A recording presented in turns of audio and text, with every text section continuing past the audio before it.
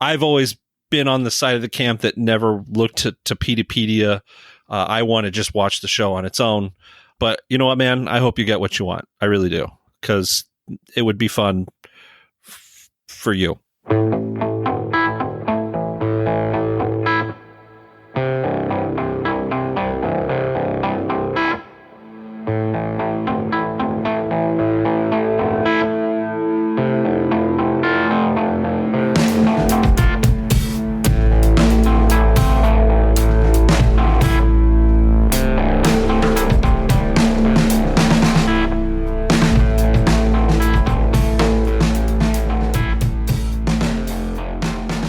Welcome back to Shat on TV Watchmen, the unofficial podcast companion piece to the hit HBO series Watchmen.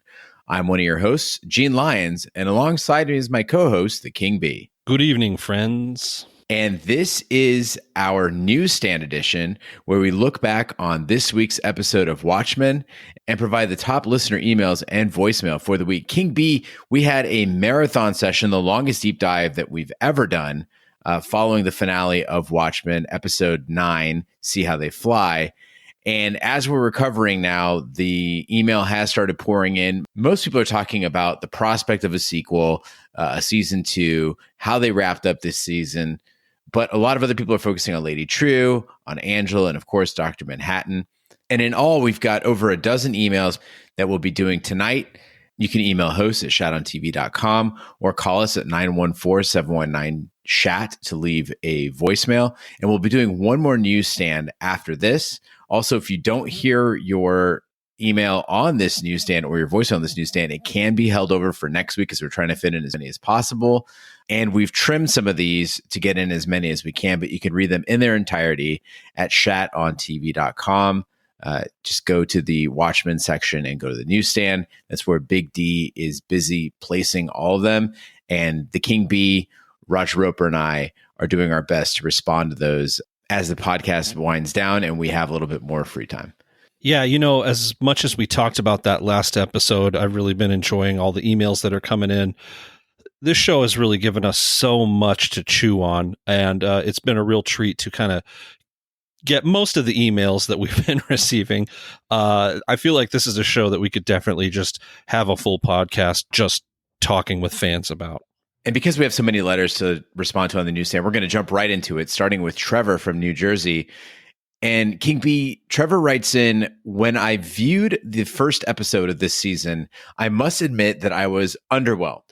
I've never been a diehard fan of the original Watchmen, but I have both read the graphic novel and seen the Schneider film, and have always seen the story as something that was a staple of the time it was written and appreciated it as a new take on the superhero story. This season is of our time. I'm having trouble wrapping my head around any plot that could occur a year from now that wouldn't muddy this season's plot or seem like anything more than a cash grab. I believe in my heart of hearts that the HBO Watchmen has proved that these stories need to be told throughout times of change and not in a continuous stream like a string of TV seasons. Lindelof even mentions that if Angela was revealed to be able to walk on water, and if she's not, would have been a lose-lose situation. So to continue a story with her would ruin the mystery of this season anyway. I know it's a little long-winded, but I hope that I've been clear and succinct with my message. Also, I'm glad you enjoyed the tomatoes. All best wishes and encouragement, Trevor from New Jersey. Yeah, Trevor's making a whole lot of sense here. He's absolutely right about how the original Watchmen was about sort of a time of change. And I think that this carries that sort of theme. And I feel, again, he's right. It would be maybe a mistake to create a second season. After watching Westworld, that first season, I thought to myself, well, the second season, because of what they've covered here, has to be a completely different show. That the fans of one might not necessarily be the fans of the next. I think that if you were to do future seasons of Watchmen, they would just have to be completely different stories. I agree, King B. And I like that Trevor points out that both the original Watchmen and this HBO series were were presented in times of real turmoil for the United States, the mid 80s, and again now in 2019. These are particularly volatile times for the country. And so each of these authors, whether it was Alan Moore or Damon Lindelof, seemed to have something to say about it. And maybe it's not a commercial engine, but rather a piece of art. So thanks, Trevor, for writing in. Next up, we have one from Gillian, who writes in quite often, longtime listener. And she says, what I feel made this season great is the backfilling that it did. The comic book and movie end in 1985. The show picks up in 2019. And then after one episode dedicated to catching you up on the Watchmen world and how it's functioning in 2019, while also shocking and horrifying all us millennials who realize there's an American history we were never taught, spends the rest of the season backfilling what happened between 1985 and 2019 from almost every character's point of view. What the world does not need is a picking up where we left off series where we get to see if Angela sinks or walks, where you have the big bad be Lady Trieu's mother or creation clone out to avenge her daughter's death, or even worse, the old Watchmen members, Veidt, Blake, and Dryberg, fighting crime with a new black and blue omnipresent being. I appreciate the show for allowing us all to have a greater conversation about race, how to handle the divide that is clearly rampant throughout our country, and how extremists, whether it be conservatives or liberals, will almost always lead to bad things. I also loved the love stories it told, that between parents and children, grandparents and grandchildren, creations and creator, husband and wife. This is a show that, like Gene said, you can go back and watch all 9 episodes beginning to end, and we will appreciate it more now that we've spent the time theorizing, predicting, and reflecting. And that comes from Gillian, also from New Jersey. I'm noticing a theme here. What do you think? Yeah, it sounds like people are really saying, look, space these things out. Almost like Watchmen is some sort of a savior that comes, every 30 years or so and opens our eyes to what's going on around us. I'd be okay with that. All right, Gillian. So we'll see you in 2049. Next up, we have one coming in from Raymond from Atlanta, who wrote in earlier this season. And Raymond says, a series finale has to wrap up any loose ends and give you a sense of satisfaction. So that being said, how many series finales have you truly been blown away by? Game of Thrones? Breaking Bad? Those were decent series finales, but none of them blew you away. Not to mention the fact that you and your fan base are really smart watchers who have been in this shit deeper than most viewers. I saw the finale with a group of friends who were casual viewers, and everyone in the room was blown away and surprised by the twists and turns of the episode. I would encourage you all not to let your hyped up expectations or what you would have preferred to have seen get in the way of a truly enjoyable, satisfying, and damn near perfect series finale. I hope when you watch it again, you can appreciate how great of a show it was. A great show and a hell of a way to go out. Always a fan, Raymond from Atlanta. Well, Raymond, first, thanks for writing in. I'm going to be the bad guy here, and I got to take issue with your stance on Breaking Bad. When Walt finally lays down at the end of that episode and that Baby Blue starts to play, that score just hit me right in the guts, and I was moved to tears. I had followed that show for quite a long time, and I feel that was definitely a monument ending to a television series. Is it disappointing because it ends with everyone sort of petering out? Yeah, but that's sometimes how life goes. Not always a bang, but a whimper. I'll agree with Raymond that we should make a distinction between a season finale and a series finale and kind of the luxuries you get in each.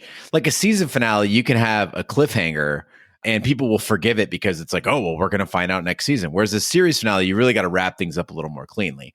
Now, in this series finale or season finale, depending on how you look at it, we did have a bit of a cliffhanger with Angela, but that's like the ending of a book or ending of The Sopranos. It's okay because that was the primary question that Lindelof wanted to go out with, is leaving a little bit mystery. And it's not go back and look at the clues and see what is the truth about Angela. I think what he's really trying to do here is saying, you get to decide. It's up to you how you want this story to go. Hey, Raymond, thanks again for writing in. We appreciate you. Next up, we have one from Viniac, who's offering an alternative ending to the show. I love it. Viniac writes in, it seems to me that the writers had the opportunity and maybe even planned to write a truly fantastic ending that unfortunately instead devolved into a typical bad guy who wants to become all powerful and take over the world trope. They gave up on many of the elements they had built upon during the show and also gave up Watchmen's signature ambiguity. My idea for a much better ending. Will, Lady Triue, and Dr. Manhattan work together to activate the Millennium Clock, which forces everyone in the world to periodically relive the memories and experiences of others, thereby causing more empathy and love and interconnectedness in the world. A similar concept is explored in a short story titled The Egg by Andy Weir, which is another tie-in to the egg motif of the show. Now, here are some reasons why this ending would be more meaningful and thematically consistent. One is that Will, Triue, and Dr. Manhattan all have reasons to hate conflict and or racism based on their childhood experiences. Two is that this ending could also be Dr. Manhattan trying again to, quote, make something beautiful after his experiment on Europa failed to give him fulfillment. Three is that the extent of elimination of racism in the actual ending was just killing the leaders of one racist group in one part of the country. But this is such a small scope given that other racist leaders would likely just rise. And four, this alternate ending would also have the same ambiguity as the comics and movie, since it would be unclear whether such an extreme measure as making everyone live the trauma or experiences of others would actually be a net positive, or whether society would not be able to handle this. Here's some reasons that Viniac offers for why his ending would fit with the rest of the show. One is that Bian and Lindelof in the official podcast say that the Millennium Clock tells time.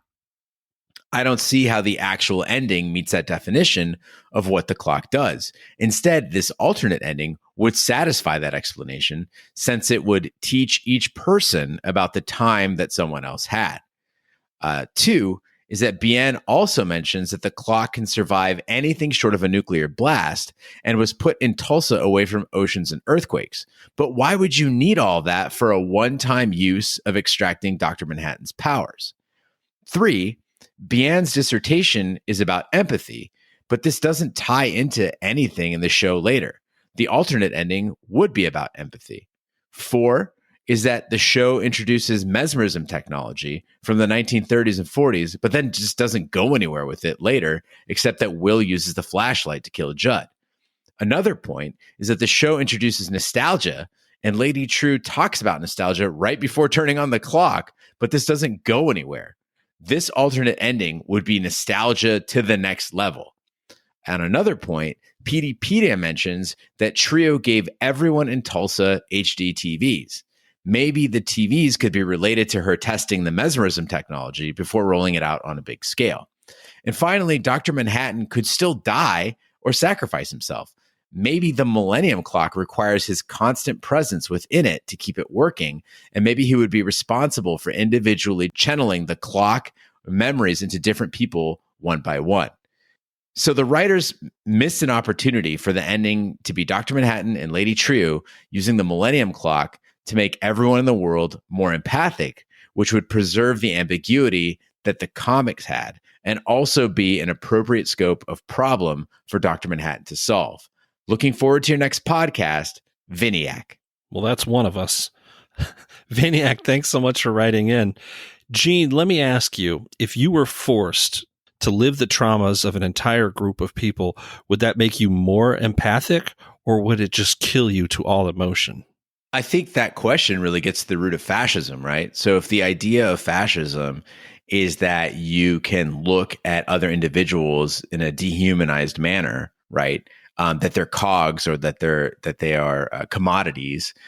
That capability is what powers racism, genocide, apartheid, slavery. All that stems from there. So I don't know, to be honest. I don't know if seeing other people's memories would draw me closer to them.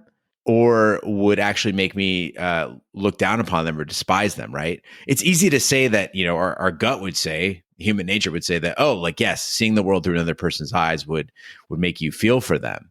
But like you said, King B, it can make you sick of them. It can make you actually hate more. Well, you're taking this at a very binary approach where there's, you care or you hate. But what if there's a third method where you're just dead? If you were if having an emotion or a feeling was forced upon you, it's got to be such I would say, traumatic or intense experience that it might leave you numb to everything. Dave Chappelle, in one of his more recent comedy specials, talks about how when he was young, he witnessed the Challenger exploding. And the teachers at school, they had no way to respond to this. They had no frame of reference. They just sent everyone home. And he says, I feel bad for young people today. They're supposed to be empathetic, but how can you care about anything when you're constantly exposed to stuff like this every day and you have to care about everything? I would imagine it would just wear you thin. Every human's got their limit. Yeah, it's like when GoFundMe first came out and we were like, oh yeah, I'll help you and I'll help you. We're just burnt out. We really are.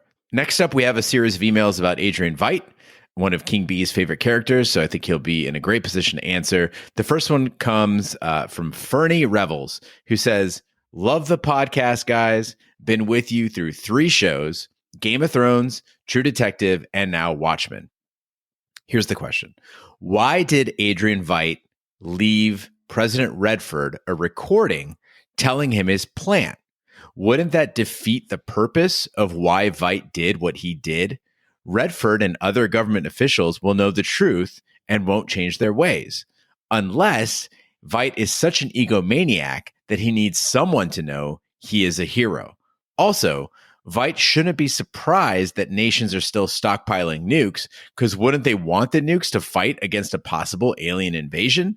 And that comes from Fernie Revels.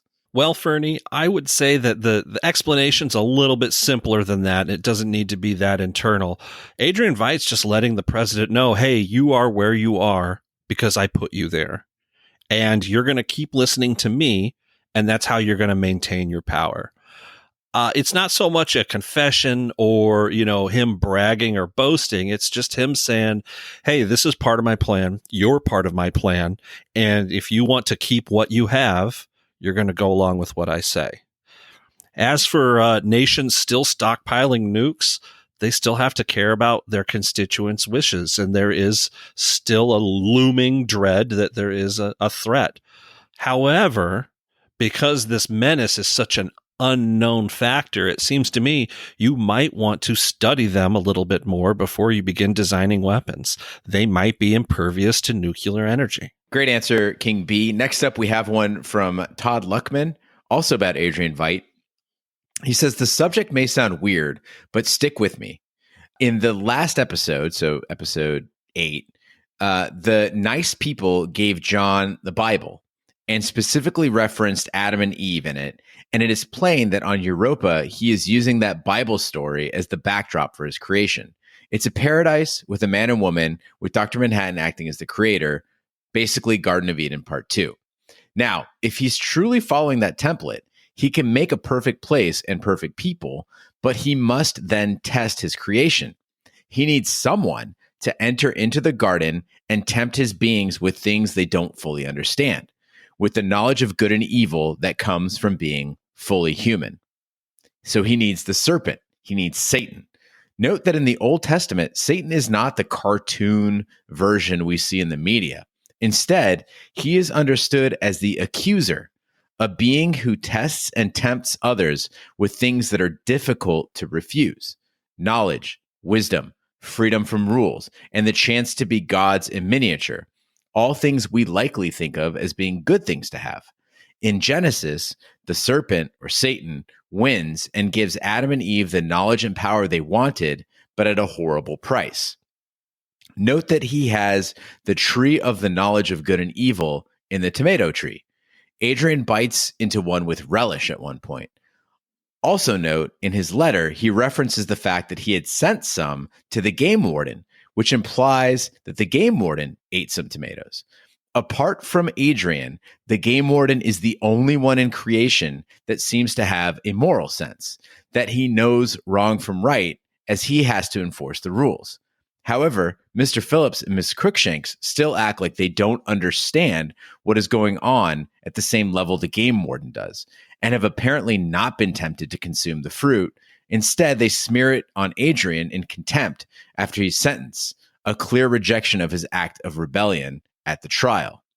In Luke 10:18, Jesus says he saw Satan fall like lightning from heaven, a reference to Isaiah, how you have fallen from heaven, morning star, son of the dawn.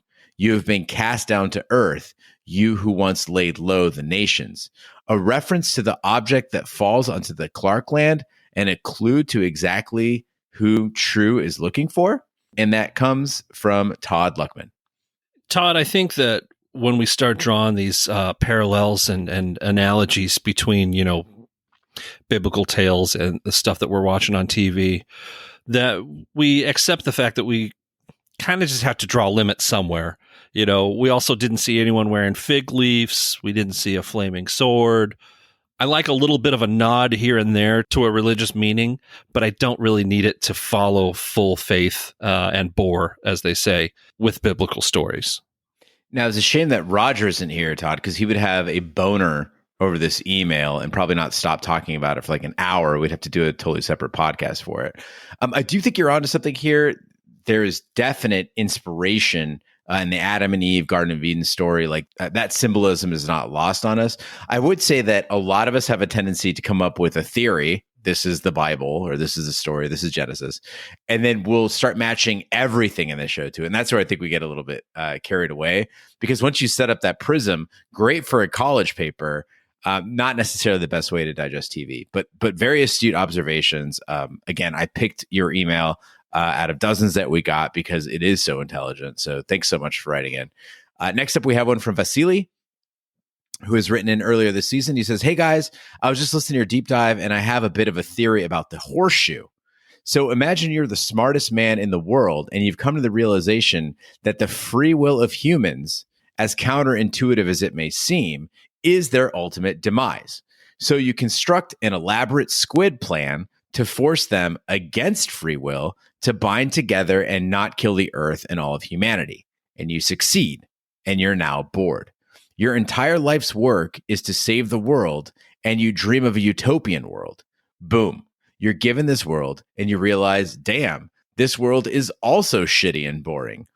Adrian's servants do whatever he wants, and he's so bored. He decides, I'm going to give them what ultimately will be their destruction, free will.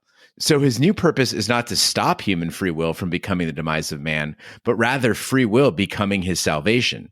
So Adrian spends all these years on Europa trying to force free will on these beings. He could have easily just asked them to bake the horseshoe into the cake, but he wanted them to do it by their own free will.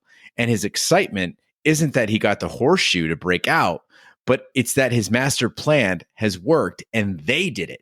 They made the choice to save him against their programming, and that will be their downfall, and his plan was a success. Or the horseshoe was a simple gift from the Eve version of Crookshanks, so the original Crookshanks, which he has not yet seen, just in the same way that the game warden is the Adam version of Phillips, seemingly smarter than the other versions. I can't wait to see what happens next.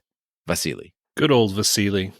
I will always kind of wonder what happened to the Eve Crookshanks. I think you could definitely fanfic a strong story out of that. The horseshoe, to me, always kind of lent itself to sort of an allusion to that poem, The Nail. So for want of a nail, the shoe was lost. For want of a shoe, the horse was lost. And it goes on and on about the night and so on. And the kingdom is lost, all for the want of a nail. In this case, I think for Ozymandias, the nail is that challenge or that obstacle to overcome.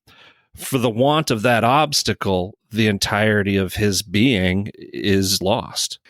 Thanks, Vasily, for writing in. Next up, we've got some emails about Angela. And Chad from Washington, D.C. has a really interesting question. He says, when Dr. Manhattan first tells Angela that they will fall in love and it'll end in tragedy, I immediately thought the tragedy would be that Angela would be the one that dies. Tragedy is suffering because of a great loss.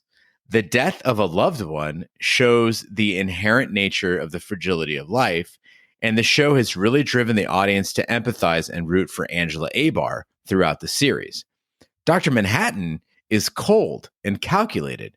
So would the loss of this character even be such an emotional loss in the first place? So basically what Chad's asking here is where's the tragedy? Dr. Manhattan dying, is that a tragedy? That's a tough question, specifically for Angela. You remember as a young girl when they were dragging off the man who she accused of killing her parents, there's a hardness to that woman. And while it may be a tragedy for her internally, I think the vibe that I get from this character is that those things are put aside and she is ready to just deal with things with her fists. I think the idea of tragedy, Chad, is the ending of their romance. Like it's not Manhattan's death in particular, but for 10 years, they had what I would argue is the healthiest relationship on the show. And it's a romance that I would envy. And I think most of us would. He was there for her. He supported her. They had a family together. This was a beautiful depiction of love in my book, what an ideal relationship would seem like. And it kind of goes back to that question. And Damon Lindelof even raised this on the official Watchmen podcast. There is a parallel between a knowledge of a relationship ending and how Dr. Manhattan sees time and sees life, right? If you live your life with someone and you fall in love with them and you spend years together and it ends, and then someone tells you, hey, you can go back in time and never have met this person, so you never have that tragedy, would you do it? No one would. I mean, maybe some people would, but it's like that Garth Brooks song. I could have missed the pain, but then I'd have to miss the dance. I can't believe I'm quoting that, but the point being that the tragedy is that they know in 10 years time's up for them, and that's what's lost, not the life, but the love. So for those listening at home, I quoted The Nail, and Gene quoted Garth Brooks. All right, score one for King B. Next up, we have one from Brian Fosnacht, who writes in comparing Angela and John Osterman. He says, "Hi, guys. I really enjoyed your podcast and coverage of Watchmen on HBO. I wanted to bring up a point from the finale and how it relates to Dr. Manhattan's powers being transferred to Angela. During the finale, there are at least 2 references to the fact that Dr. Manhattan could have done more with his powers. I believe it was first mentioned by Senator Keene, and then later in the episode, Will Reeves mentioned it to Angela in the kitchen right before she discovered the unbroken egg in the carton. I thought Angela would have had an angry reaction to hearing this from her grandfather, but instead, it seemed like she had given the statement some real thought. I think this is why Angela decided to eat the egg, and why the egg did indeed contain Dr. Manhattan's powers. I think the show made it clear that the consensus was Dr. Manhattan could have done more with his powers. Will Reeves relayed Dr. Manhattan's words, "You can't make an omelet without breaking a few eggs." Dr. Manhattan represents broken eggs on the way to making the omelet, which is Angela. He had the powers, but didn't use them perfectly. I believe Dr. Manhattan saw in Angela someone who could use his powers for the best reasons possible and to positively change the world. She wanted to be a police officer from an early age and only wanted justice in the world, as did her grandfather, although the extremely racist time in which he was a police officer did not allow him to do the job effectively, which is why he wore the mask. Please let me know what you think. I love the podcast. Brian Fosnacht. I mean, he's making a lot of sense. I can't argue with any of it. Brian, I love this idea here that John Osterman wasn't necessarily the best person to be Dr. Manhattan. He was just the person who ended up being Dr. Manhattan. We see shortcomings of his pointed out in the show, that he doesn't have an imagination.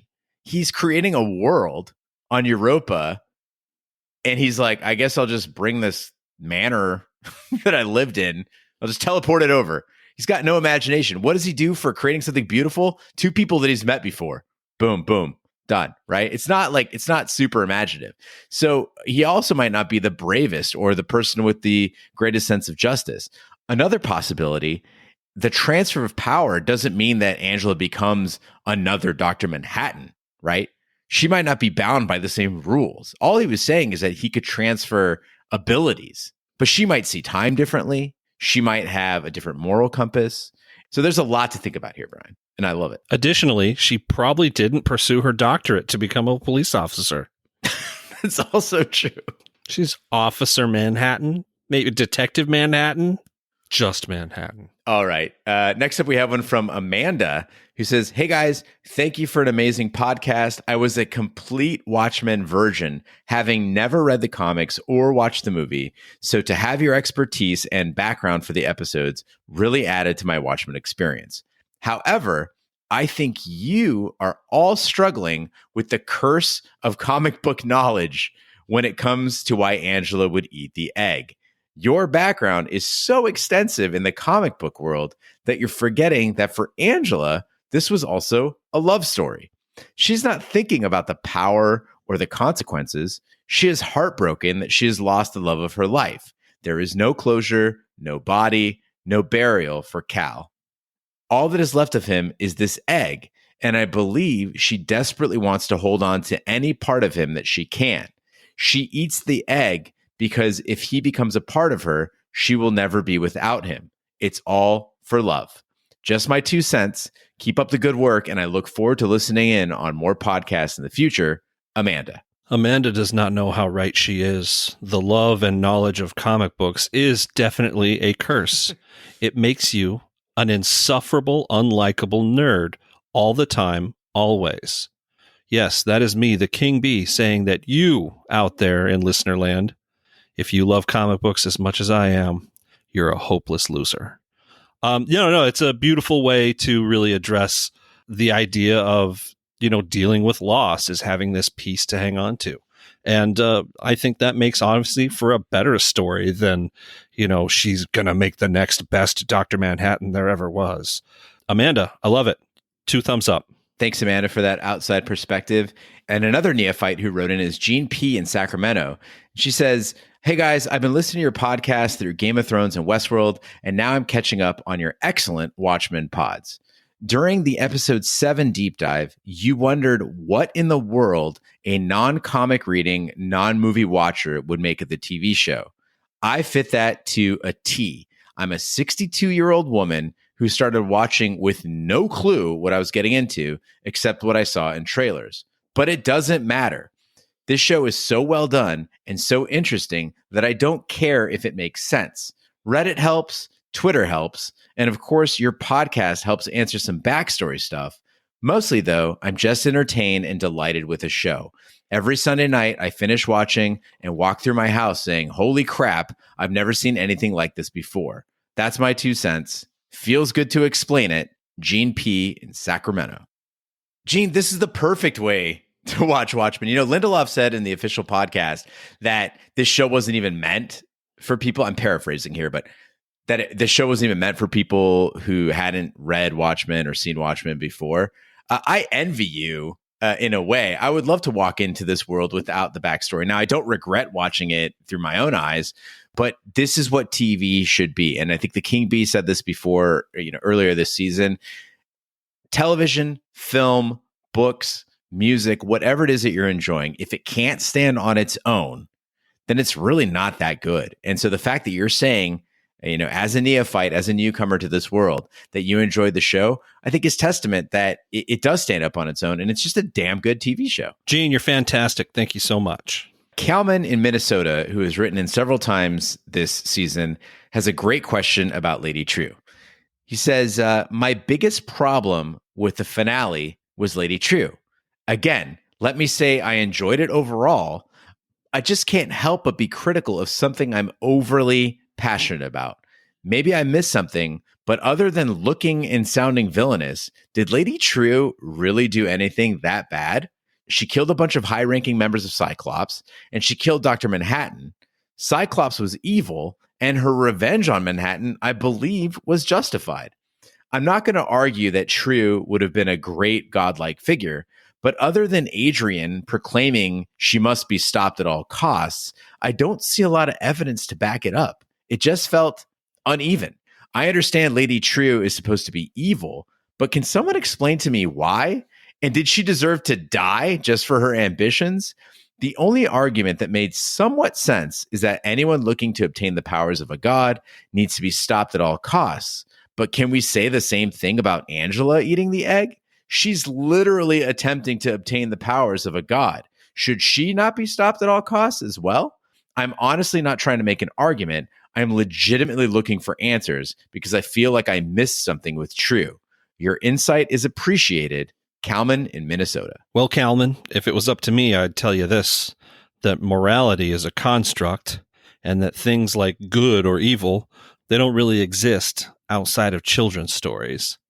Is she evil? No, evil's not a real thing. She just believes that it's her way above all others. I don't know how you label that. I don't have a word for it.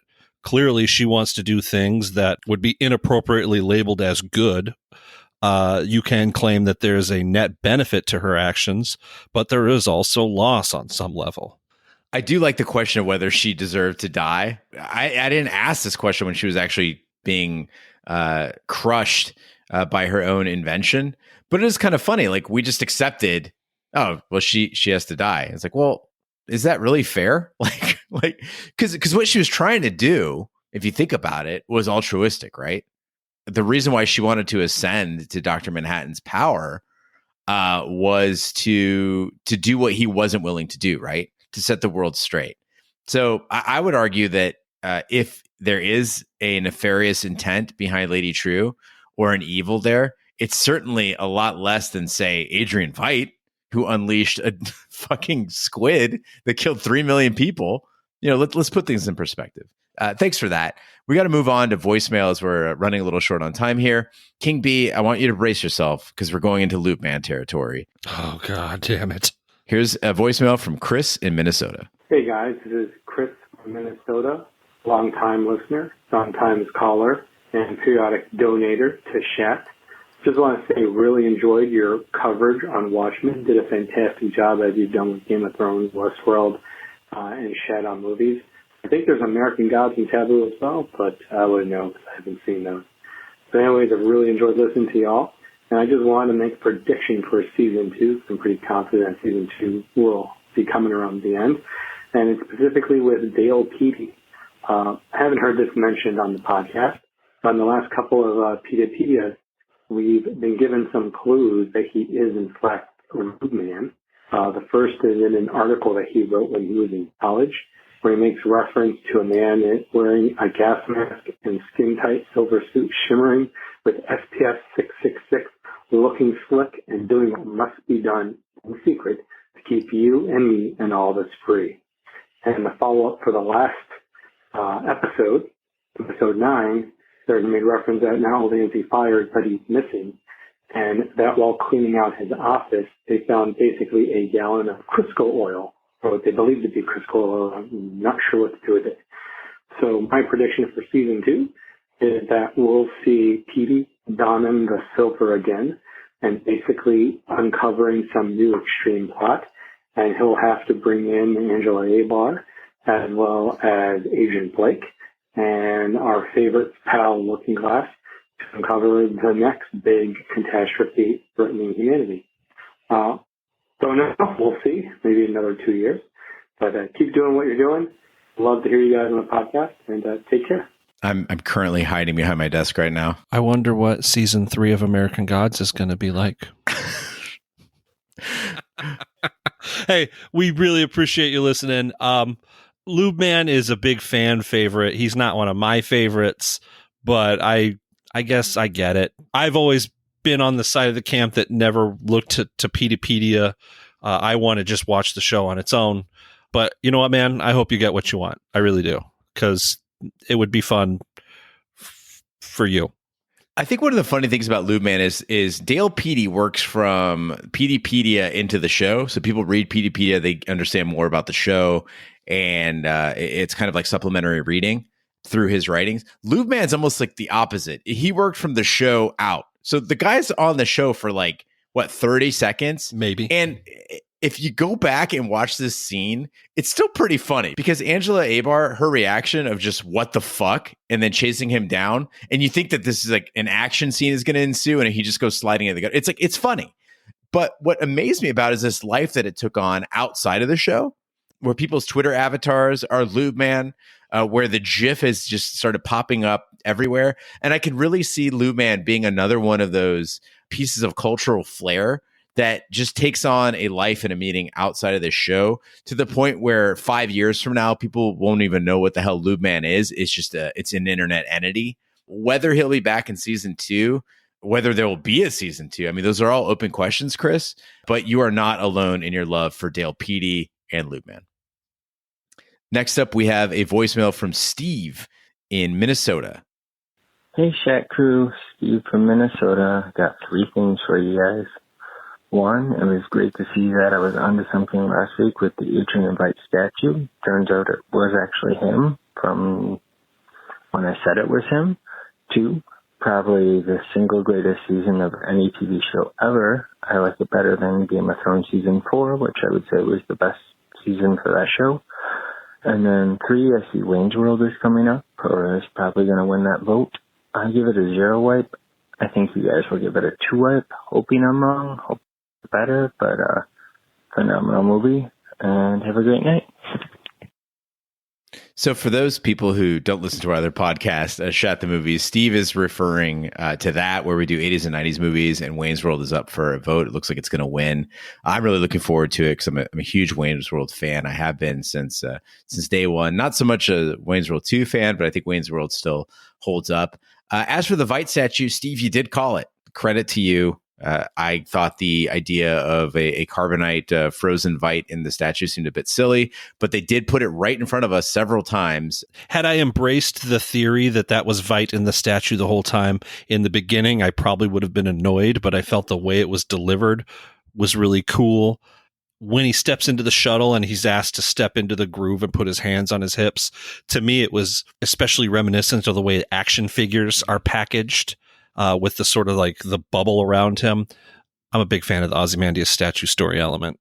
And finally, for this episode of the Newsstand, we're going to close out with a voicemail from a longtime listener calling in again to talk about how much she loved Watchmen. This is my favorite voicemail of the week. Hello, Shat on TV. This is Kisselina calling from Atlanta. I'm very happy that you all decided to review Watchmen. I enjoyed the series, and I just wanted to call and give some of my thoughts about the show. I haven't talked to you all since Taboo, but I have listened to all of your reviews of all the shows that you've done since then and before then. So I am a regular listener, and I love your format. So basically what I want to say about Watchmen is that it was an unexpected pleasure. I read the graphic novel probably in the mid-90s when I found out about it. And I thought it was very interesting, and I did enjoy the context. A lot of it I kind of didn't understand, but it didn't, confuse me. It was just different. And I feel like this show was also equally as sometimes confusing and different, but I think the takeaway that I get from the show was a lot of the things that Lindelof and team were really trying to convey as it relates to representation. Little Angela basically saying in Saigon that Sister Night looks like me. That really went a long way with me personally because I didn't know what to expect. All I knew was that this was a new show that Regina King is in, and I love Regina King, and I try to follow most of her TV shows and movies. So as I continue to watch, in defense of Sister Night, she is an amazingly complex character. I mean, she's everything that a little girl like me in the 70s used to love, watching Cleopatra Jones and Foxy Brown and Coffee, shows and movies, that is, that really I wasn't supposed to be watching, but I would always get an opportunity to watch some kind of way. And I remember how I felt about the empowerment, watching them on the screen, fighting and making their way through their world and their story and coming out, in most cases, on top. So in this case with Sister Night, I just want to say, regardless of whether we get a second season or not, I'm really happy that I was surprised with something that was so amazingly strong. I mean, even from the first episode, Future opened up with a rap song, Future from Atlanta. I was like, what? What's going on? What is this all about? The Tulsa massacre. So I do agree. It could have been very confusing for a lot of people. And as the story progressed, people took a certain position politically in terms of their bias. Mm. Well, Kislina, I'm really sorry I didn't get to hear that whole voicemail. I would have loved to have heard what you had to say. You are dead on about Regina King, but I do want to take a real quick step back. You know, I just watched that My Name is Dolomite on TV the other day with Eddie Murphy, and there's a scene where his female protagonist, she says to the Dolomite character, "I want to thank you for everything you've done. I'd never seen a woman that looked like me in movies, and now I get to see myself up on the big screen."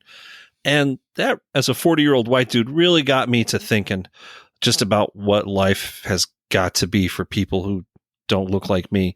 And it's really done a lot to kind of just get the gears turning and thinking about perceptions in our society. Additionally, Regina King's got a scene in season 2 of The Leftovers where her daughter is hard of hearing, and it's shot from the perspective of her daughter as her mother runs to her and she's pleading with her daughter. And so you get zero audio. You just get the visual of Regina King pleading with her daughter, and the amount of emotion and feeling that this woman can convey even without words or sound was just a staggering scene. So she's absolutely fantastic, and you're absolutely right. It's such a great message. Thank you. Kislina, thanks for your voicemail. And also thank you for listening to Taboo.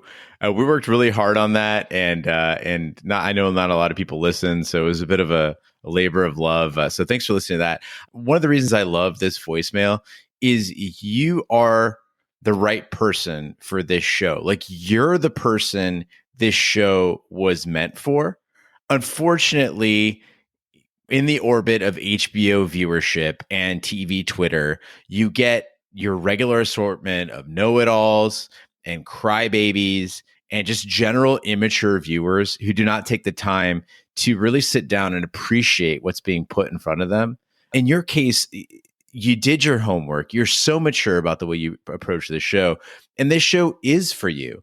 And I've referenced this before on Shat the Movies and on Shat on TV, about being a minority as well. And I still have yet to see a hero who looks like me in any major motion picture or any TV show. The closest I got, I think, was like Naveen Andrews in Lost. Zohan. And the Zohan, right?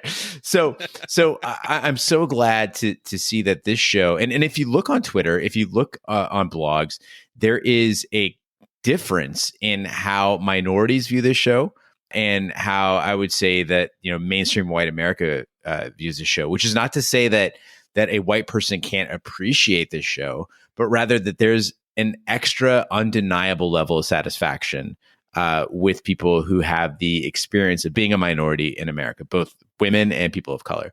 And then one final thing, you mentioned Future being featured in this series, and up until this series, my only familiarity, or the only track of his I liked, is when he did Jumpman with Drake. I've never really liked that style of vocal effects and mumbling that he does. But yes, his work on Watchmen was legit. So I'm glad that whatever it was about this marriage of Watchmen and his music really worked out. Anyway, thank you for your voicemail. It's fantastic. And thank you so much for listening over the years. It means a lot to us. And Kislina's voicemail will wrap up this week's episode of Shat on TV Watchmen Newsstand. Be sure to follow us on social media and share with a friend. We're on Twitter, Snapchat, and Instagram at Shat on TV. On Facebook, just search for Shat on TV Podcasts. The website is shatontv.com. You can email us for the Newsstand. We still have one left coming up next week. Hosts at shatontv.com with your reactions to this Newsstand, to the deep dive, and to the entire season. We'd love to hear from you. You can also call in with a voicemail at 914-719-SHAT, wherever fine podcasts can be found, including iTunes, Google Play, Stitcher, Pandora, Spotify, and YouTube. Be sure to subscribe, and if you stop by iTunes, please leave a review. That helps the podcast grow. Also, if you'd like to support the podcast, you can go to shatontv.com, where you can find several ways to show your support for the podcast, including our new store. That's at shatontv.com/shop, where you can find lots of merch, including King Bee Adventure Club t-shirts and mugs, and Super Gene Social Justice Warrior t-shirts. On behalf of my co-hosts, the King Bee and Roger Roper, I'm Gene Lyons. Be sure to join us next week for the final Watchmen Newsstand, covering episode 9, See How They Fly, and the entire season 1.